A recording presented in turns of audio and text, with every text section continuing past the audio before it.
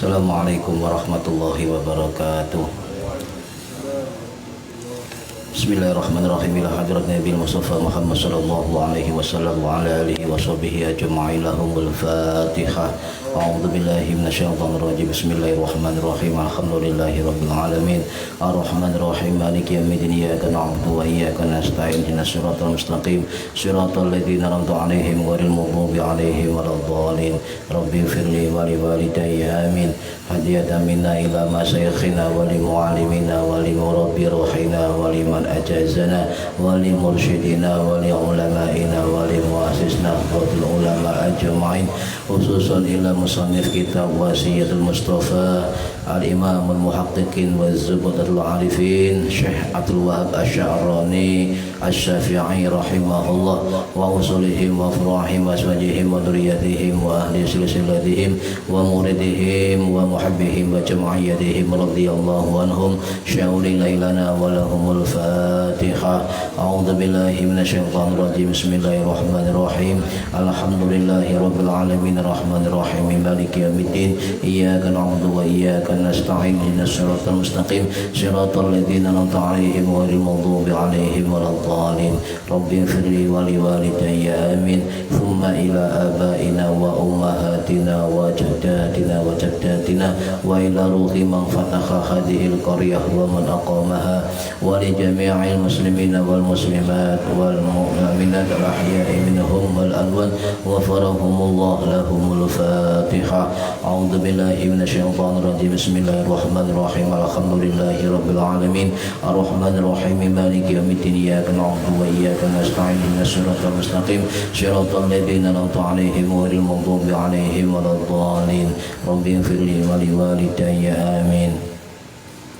A'udzu billahi minasyaitonir rajim. Bismillahirrahmanirrahim.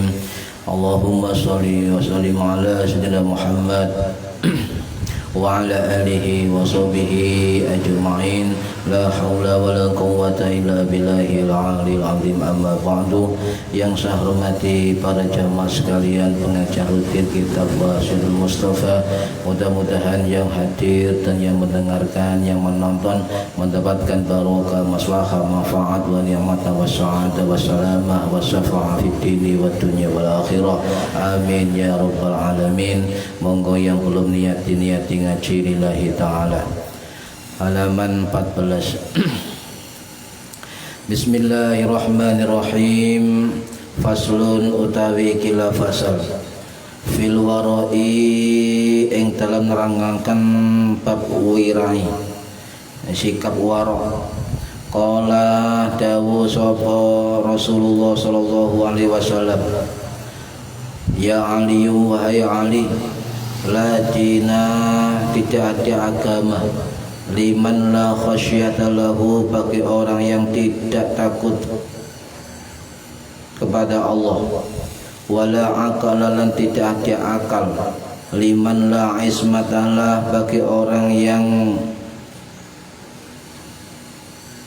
tidak bisa menahan dirinya, wala imana, tidak ada iman, liman la wara'alahu, bagi orang yang tidak ada sikap wirai baginya, wala ibadata, tidak ada ibadah, liman la ilmalahu, bagi orang yang tidak punya ilmu, wala muru'ata, tidak ada kewibawaan, liman la sadaqata lahu, bagi orang yang tidak bersedekah, wala amanah, dan tidak ada rasa aman, liman la syirralahu, bagi orang yang tidak bisa menyembunyikan rahasianya, wala taubatalan, tidak ada taubat, liman la taufiqa, bagi orang yang tidak mendapat petunjuk, wala sakha'alan, tidak ada dermawan, loman, liman la haya'alahu, bagi orang yang tidak punya rasa malu. Nah ini adalah beberapa sikap-sikap wirai yang disampaikan oleh Nabi kita Muhammad sallallahu alaihi wasallam. Nah sekarang fil warai, di dalam menerangkan wara itu apa ya? Kalau dalam bahasa kita bisa dikatakan wara, bisa dikatakan wirai. Wara itu artinya menjaga diri. sikap kehati-hatian kita untuk menjauhi barang-barang subhat juga termasuk barang-barang haram. Itu kita harus dijauhi, harus berjaga-jaga dari sikap yang subhat dan barang-barang haram. Karena orang yang bersikap waro' atau wirai, menjaga dirinya dari barang-barang subhat dan haram, itu adalah makom yang mulia, dan termasuk nantinya dia menjalankan amalia tasawuf. Bahkan ada ulama mengatakan sikap wirai adalah salah satu tiang agama. Jadi tidak hanya sholat ya. Jadi sikap wirai menjaga diri dari perilaku yang menjerumuskan kepada sikap subhat dan haram, itu adalah sikap wirai. Tetapi kalau perilaku wirai itu ya bisa menjadi tiang agama kita, harus dilengkapi dengan sikap sabar, sikap sadar, sikap faham terhadap ilmu yang dicari, dan juga yakin kepada Allah Subhanahu wa ta'ala. Itu wirai. Jadi dimanapun kita berada, tetap sikap wirai ya, sikap waro ya. Kalau waro cara Jawa kan sakti. Waro Wanaraga. Nah, ya. Itu kalau dalam bahasa Arab, waro itu adalah sikap menjaga diri dan hati-hati dari perilaku yang subhat atau barang subhat dan juga barang haram. Ini dijaga betul. Ya. Jadi kalau kita menemukan rezeki atau apapun yang itu tidak jelas haramnya, tidak jelas haramnya, berarti masuk subhat. Masuk subhat, harus dijauhi. Walaupun itu besar bagaimanapun uangnya, kalau nggak jelas jauhi, sebab dampaknya akan luar biasa, mengurangi keberkahan. Ya kita memang memakai uang itu kan, tapi uang berapapun akan habis, tapi dampaknya akan mengurangi keberkahan dalam hidup kita. Itu adalah barang-barang yang subhat. Mengapa? Karena waro itu kalau kita kaitkan dengan tasrif ya, waro'a yara'u wara'an wa waro'an wara'i wari'atan, menjaga diri dari perbuatan subhat dan haram. Nah, kalau bisa sampai menjaga diri dari perbuatan subhat dan haram, maka kita harus mampu menahan diri. Ya, ini betul. Harus menahan diri dari sikap-sikap yang menimbulkan mudarat, perbuatan buruk yang akan datang. Karena saat ini banyak orang berpikir jangka pendek. Yang penting dapat ya, dengan cara apapun dapat, tapi tidak berpikir jangka panjang. Ya. Tidak berpikir jangka panjang. Sesuatu yang subhat pun masuk dalam tubuh kita, enggak jelas haramnya, itu mengurangi keberkahan. Baik barokah dalam diri kita, masuk ke darah kita, masuk ke daging kita, pikiran kita, otak kita, itu akan mengurangi keberkahan. Ya, memang enggak nampak, tapi dampaknya nanti pasti ada, pasti itu ada.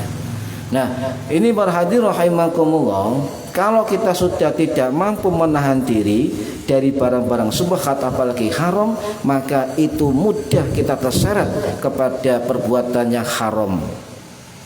Ya, ini harus kita jaga. Nah, bagaimana cara untuk melakukan perbuatan wirai? Ya, nah ini ada sesuatu yang dikatakan oleh al-alam al-alim, al-imam al-faqih al-muqaddam, ya, al-muhaddis. Ini terkenal dengan al-alama al-faqih al-muqaddam, Sayyidina Ali bin Muhammad bin Ali bin Muhammad Sohib Mirbat atau Marbat. Nah, ini pendiri Tarekat Alawiyin atau bapaknya keluarga Alawiyin, Ba'alawi. Ini pendirinya. Jadi Habib-habib yang ada di sini atau wali songo itu rata-rata adalah bersumber dari keturunan beliau, Sayyidina Al-Faqih Al-Muqaddam, ya, Ali bin Muhammad Sohib Mirbat atau Marbat, yang wafat tahun 1232 Masehi, yang dimakamkan di Zambal Tarim, ya, Yaman. Saking alimnya, saking luas ilmunya, beliau itu sangat banyak gelarnya. Bisa bergelar Al-Imamul Alawiyin, bapak keluarga Alawiyin, banyak. Jamilul Kamalat, terkumpul semua keutamaan, kesempurnaan dalam dirinya. Al-Arif Billah, mengetahui Allah, ya. Mursyidus Salikin, pembimbing bagi orang-orang yang mencari jalan dekat dengan Allah. Sayyidu Taifu, Sayyidatu Taifatus Sufiyah, macam-macam ini adalah pangkat bagi beliau. Nah, beliau mengatakan, ya, tapi sebelumnya ada satu amaliyah beliau yang sulit kita tiru. Apa itu? Beliau punya kebun luas, ya, itu tidak dipakai sendiri, tapi hasil kebun itu ditasarufkan, disedekahkan hasil semua untuk fakir miskin. Coba, gak soke gak mampu ini ya. Jadi beliau punya kebun kurma di Yaman sana, luas hektaran, itu bukan dimakan sendiri, tapi disodakokan semua untuk fakir miskin. Jadi beliau punya gudang besar yang dalamnya itu berisi kurma, dan setiap hari disedekahkan kurma itu, setiap hari, fakir miskin, duafa dan sebagainya. Ya, coba kita niru itu nggak bisa. Ya bisa, cuma tidak mampu. Ya, tidak mampu. Nah ini kudu orang kaya. Tidak suka nggak bisa. Ya. Tapi banyak orang kaya nggak bisa seperti ini. Ya, nggak bisa seperti ini. Makanya ciri khas dari seorang wali Allah, ya, walaupun berapa besar ibadahnya, pinter ilmunya, setinggi apapun derajatnya, tapi kalau tidak loman maka tidak akan sampai. Ya, ini syarat. Makanya rata-rata para wali-wali Allah adalah orang-orang dermawan, ya. Karena syarat untuk mencapai pangkat kewalian itu tidak dengan ilmunya, tidak dengan amaliyahnya, tapi kalau nggak dermawan, nggak loman, nggak bisa. Ini syarat besar dari seorang menjadi orang wali atau dekat dengan Allah. Nah, sampai nggak pernah sodako, nggak pernah infak, gak pernah memberi pada orang, kemudian ingin jadi wali, ya paling banter ya wali-wali daiyah atau wali murid, wali santri ini. Tapi sulit. Ya jangan meniru kebun kurma, ndak, semampu kita, ya. Sedekah itu penting. Apalagi ada kaleng lagi snu kan, nah masukkan promosi. Itu dimasukkan. Yang penting sedekah. Sedekah itu penting, ya. Nah, beliau mengatakan dalam kitabnya, ya, bagaimana untuk menjadi orang wirai. Nanti hadis tadi belum saya sebutkan. Ini masih prolog, ya. Nah, beliau mengatakan untuk menjadi dan membuktikan bahwa sampean sebagai orang yang wirai, maka sampean harus melakukan 9 hal. Wakeh. Angel. Timbang angel gak dikero ya padha ae. Angel tak kero ya, tapi gak iso nglakoni ya ojo kabeh. Salah satunya bisa barangkali bisa dilakukan. Contoh apa misalnya? Ya memelihara lisan. Iki sangel. Hifdzul lisan, menjaga lisan. Angel. Wis sulitnya bukan main. Satu syarat sudah sulit. Bagus ya. Angel. Ya, si Osam basi, aku gak sanggup ya itu. Yang kedua, tidak buruk sangka, ya, dihilangkan sudon. Hanya prasangka baik. Jika ada yang nggak baik, ambil pelajaran untuk meningkatkan kualitas diri kita. Itu baru bagus. Ya. Nah, apalagi tidak pernah meremehkan orang lain, tidak pernah merendahkan orang lain. Ini juga termasuk sikap yang wirai. Jadi kita tidak boleh melihat orang dengan hal-hal yang kita lihat secara mata, harus dibuktikan dulu, ya kan? Kemudian memelihara pandangan dari pandangan haram, pandangan yang meningkatkan dan sebagainya. Itu menjaga mata. Tapi ojo merentok, nabrak, ya. Tetap kita lihat dengan pandangan, cuma pandangan kita jangan kemudian sebagian besar pandangan kita untuk hal yang buruk, ya. Dan juga bicara benar, ya, bicara benar, tidak dusta. Ini angel juga, ya. Pernahkah kita nggak berdusta? Minimal ke istri. Pernahkah kita nggak berdusta? Tidak pernah, pasti pernah berdusta. Ya. Kemudian menjaga apa? Menjaga nikmat yang diberikan Allah pada kita. Ini juga berat loh. Pekerjaan itu juga nikmat. Gaji kita juga nikmat. Ya. Teman baik juga nikmat. Kumpulan majelis juga nikmat. Jadi semua itu adalah nikmat dari Allah, kita pergunakan untuk semestinya, ya, menurut suatu hal yang baik-baik. Ya, kita syukuri apapun yang kita miliki, kita nikmati. Ya. Bukan kemudian ingin menikmati milik orang lain. Nah, ini tamak namanya. Jangan sampai. Jadi yang perlu kita syukuri adalah sesuatu yang sudah kita miliki, kita pergunakan, manfaatkan semaksimal mungkin, ya, milik sendiri. Itu bagian dari syukur. Ya. Jadi sampai punya sepeda motor itu nikmat, ya, dipakai pengajian, ya.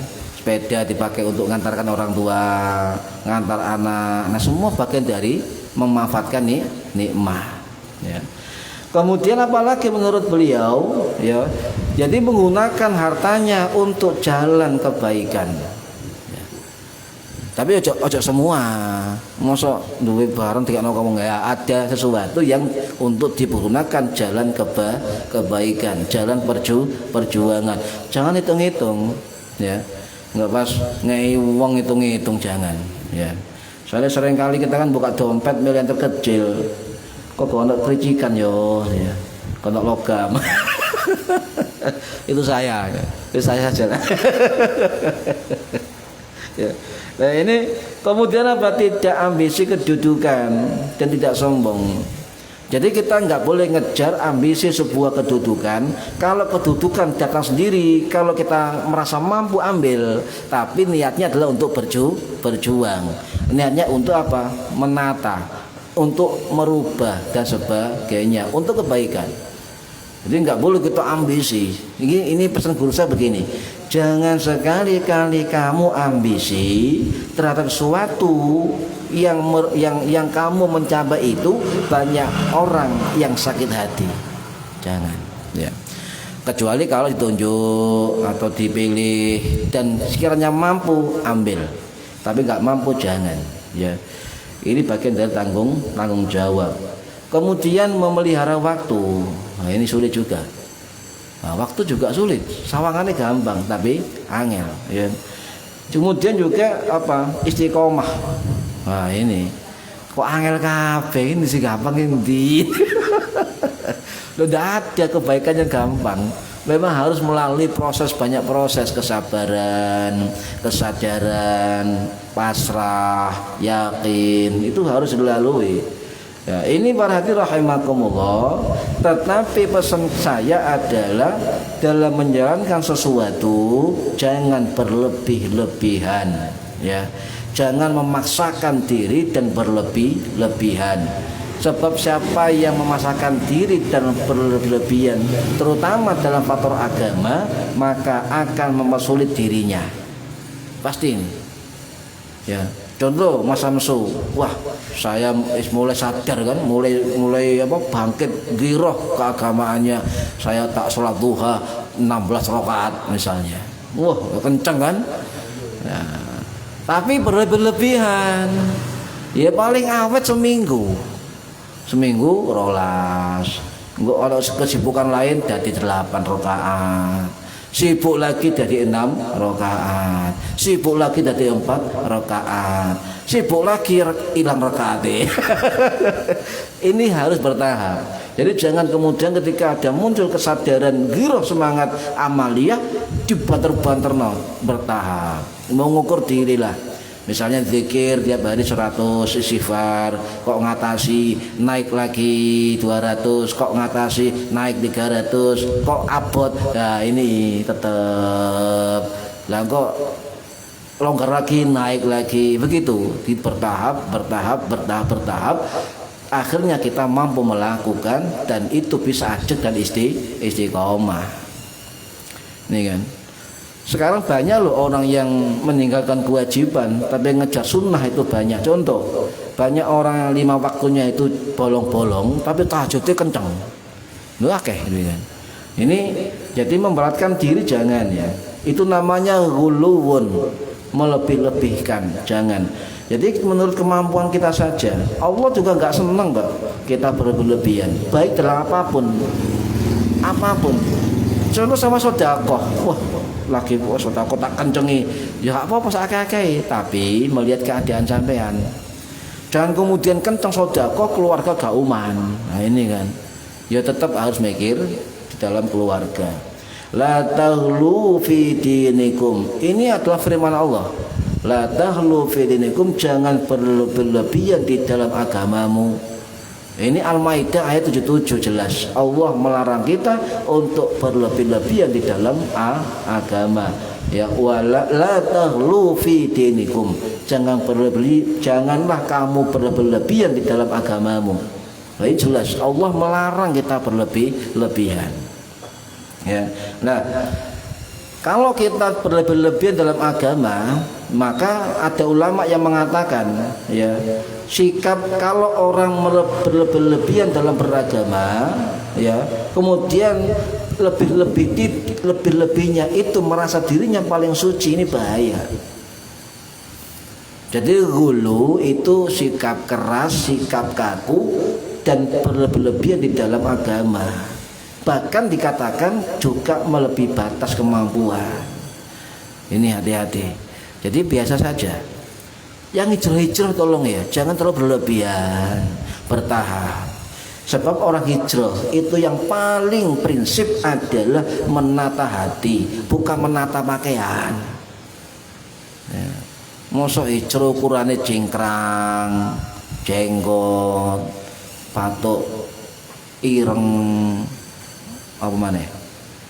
Nah itu kan bukan, itu hanya simbol belaga. Yang penting adalah menata hati. Lah, para hadirin rahimakumullah, ya. Jadi timbul perasaan lebih, ya. Kalau kita berlebih-lebihan di dalam menjalankan agama, maka akan mudah putus asa. Ya. Akan lebih berat dan akan putus tengah jalan. Ini saya sudah buktikan itu. Wah, tak kenceng rek ngomong semangat ya kan. Di sholat sunnah. Ya. Akhirnya ada kesibukan dia tidak bisa terlalu berlebihan. Jadi kita beribadah sesuai kemampuan kita masing-masing. Ya, ini harus kita fahami. Jadi intinya jangan berlebih-lebihan di dalam menjalankan agama dan jangan memaksakan diri yang tidak mampu dilakukan. Ya, kalau kewajiban harus sholat 5 waktu itu harus. Lek sampai meninggalkan sholat 5 waktu, maka ada 2 keberkahan yang dicabut oleh Allah langsung. Keberkahan di dunia dan berkahan di akhirat, cabut langsung. Ya.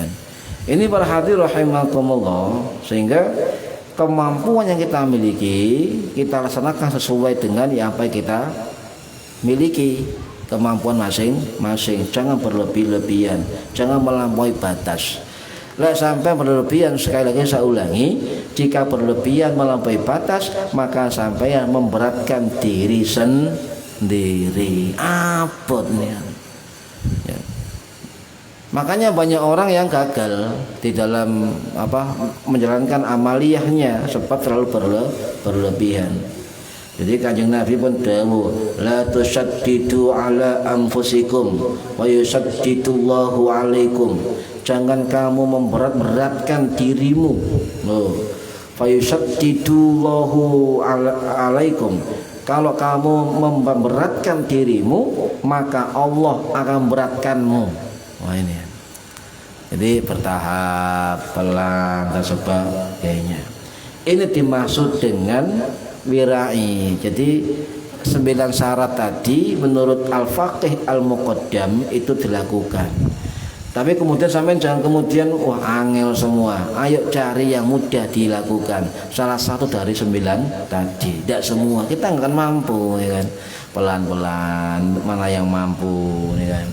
Jadi kemudian la dina liman la khasyata lahu. Tidak ada agama bagi orang yang tidak bisa menahan dirinya. Nah ini khasyah itu dalam bahasa Arab takut, ya.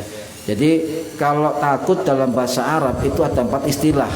Ada al-khauf, takut juga, ada al-khasyah, juga takut, ada al-wajalu, ada istilah al-rohbatu, ada istilah al-haibatu. Itu semua hampir sama artinya takut. Tapi yang masyhur ada 2 istilah. Istilah al-khaufu, takut, dan istilah al-khasyatu, takut. Tapi ada bedanya, ya. Yang menyamakan antara al-khaufu dengan al-khasyatu adalah Ibnu Mandzur dalam kitab Lisanul Arab, beliau menyamakan. Tetapi ulama-ulama lain itu membedakan antara sikap al-khauf, takut, dengan sikap al-khasyah, juga artinya takut, tapi berbeda. Kalau al-khauf ya itu adalah khaufa ya khaufu khaufan, ya dari kata khaufa artinya takut. Tetapi kalau orang menjadi al-khauf, takut, itu objeknya adalah takut sesama makhluk. Wedi, kalian. Wedi. Nah ini salah satu perbedaannya objek. Kalau al-khasyah dari kata khosyah, yakhsha, khosyatan juga artinya takut. Tetapi objeknya, objek ketakutannya itu dengan ilmu. Ya, paham ya? Kalau al-khauf itu takut wedi dewe, wedi ancaman, wedi pokoknya gelisah, khawatir. Nah, ini khauf. Tetapi kalau al-khosyah itu juga takut, tetapi ketakutan itu muncul dengan dasar ilmu dan keyakinan. Ya makanya di Quran orang yang punya sikap al-khasyah itu dilakopkan dengan ulama. Ulama adalah orang yang takut kepada Allah, bukan khauf tapi al-khasyah. Jadi al-khasyah itu ketakutan yang objeknya itu kepada Allah, ya. Kemudian dengan ilmu, dengan sikap ta'zim, ma'at ta'zimin, dengan sikap ta'zim mengagungkan Allah. Jadi kalau dengan takut mengagungkan Allah, takarub kepada Allah. Ini beda. Jadi takutnya orang biasa dengan takutnya ulama al-khasyah itu beda. Ya, wis beda. Makanya Quran mengatakan yang takut kepada Allah hanya ulama, tapi takutnya dengan bahasa khasyah. Ya. Ini beda. Ya, beda, jauh berbeda istilahnya. Jadi takut yang sifatnya al-khasyah itu menurut ulama, ya salah satunya adalah menurut Imam Ar-Raghib Al-Isfahani, ya yang wafat tahun 1109 Masehi di Iran. Beliau mengatakan dalam kitab Tafsir Al-Mufradatu fi Gharibil Quran, beliau mengatakan rasa takut khasyah itu adalah dilandasi dengan sikap ta'zim, mengagungkan Allah, memiliki pengetahuan, punya ilmu, ya sehingga sikap-sikap ini disematkan kepada para ulama, ya. Jadi ulama itu enggak kadal kodok kayak siapa pian itu, mosok kambing ulama, cecek ulama, ya ini sudah ngawur, ya. Ini para hadirin rahimakumullah. Jadi rasa takut yang diiringi dengan pengagungan, dengan ilmu pengetahuan, dengan semakin takarrub kepada Allah. Tapi bagi orang yang awam, rasa takut al-khauf itu ada positifnya. Kenapa? Misalnya, ya sampean beribadah wedi neraka, gitu kan? Takut neraka. Ini khauf. Takut neraka. Sehingga ibadah banter kan, ibadah kenceng ya, takut neraka. Ya. Kemudian takut di kuburan disiksa. Wah, ini juga khauf. Ya. Jadi ibadah kenceng ya. Jadi bagi orang awam, orang muslim yang awam itu bagus juga khauf. tetapi yang mampu menyelami landasan pengetahuan rasa takut yang dekat kepada Allah adalah para ulama. Nah, kita meraba diri, kita derajat kita masih dalam ketakutan yang bersifat khauf apa takut yang bersifat khosyah. Ya, meraba diri. Sampai kalau ke kuburan wedi sendirian takut ya, itu khauf bukan khosyah. Wedi dipetui ya, celing ha ya, itu khauf. Jadi al khaufu al melayu. Jadi wedi melayu. Ini khauf ya. Itu harus kita jauhi ya. Para hadirin rahimakumullah ya. Terakhir kesakeh ya. Terakhir kemudian wala aqla liman la ismatalah. Tidak ada akal bagi orang yang tidak bisa menahan dirinya. Jadi menahan diri itu penting, terutama bagi sikap-sikap yang menjerumus kepada kemudaratan diri kita. Ya. Karena usia kita, ajal kita tidak tentu. Khawatir kita minum mati, ya kan? Khawatir kita maksiat mati. Ya itu penyesalan tidak ada berguna. Ya. Jadi godaan nafsu, godaan apapun yang sifatnya lahiriah, sifatnya batiniah harus ditahan. Ya, makanya agama mengatakan orang yang nggak bisa menahan diri tidak punya akal. Kenapa selalu menuruti hawa nafsu? Ya, jadi menuruti hawa nafsu tidak punya akal, tidak punya filter dalam hidupnya. Ketika melakukan hal-hal yang sifatnya maksiat terus-menerus dianggap kebenaran, sebab tidak ada filter dalam dirinya. Ya, sehingga makanya dengan akal kita disuruh memikirkan apa dampaknya, bagaimana ya, tujuan hidup kita apa, kembali ke siapa, prosesnya bagaimana, dampaknya suatu yang kita lakukan apa. Itulah akal. Jadi kalau kita tidak bisa menahan diri dengan akal kita, maka dikatakan kita tidak punya akal. Sehingga orang nggak punya akal, akal-akalan, ngakali wong. Ya. Ini berarti rahimakumullah.